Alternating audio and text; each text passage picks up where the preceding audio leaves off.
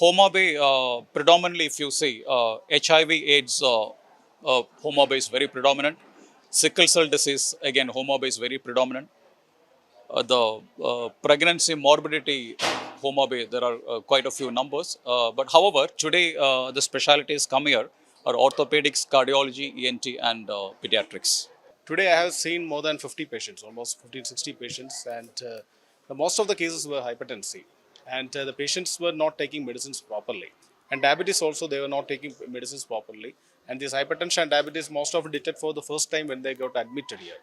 You see, actually, you require a screening. After 40 years of age, you require a regular screening to diagnose hypertension or diabetes because hypertension and diabetes are called silent killers. They initially, for 5 to 10 years, they won't produce any symptoms or signs. Only when they develop complications, only they will come to hospital. So that should not be the issue because they require lifelong treatment and they require regular follow-up also.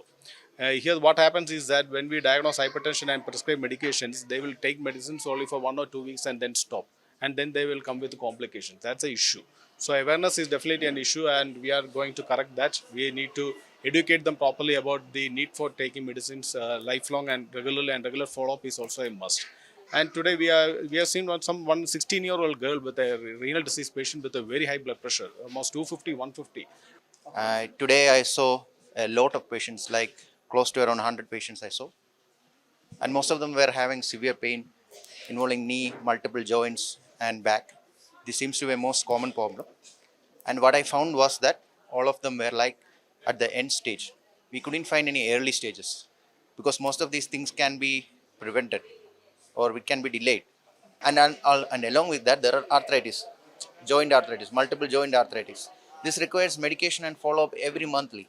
Where in my place, I keep the patients on follow up for every 3 weeks. I change the medicines like that. Here, I found a patient who was having medicine continuously. She's taking it for a 34-year-old. She's taking it for more than 2 years. Didn't change at all. Now she's having severe gastritis, a complication of taking the drug for too long. So, a specific center, a specific follow up, and all those things are needed.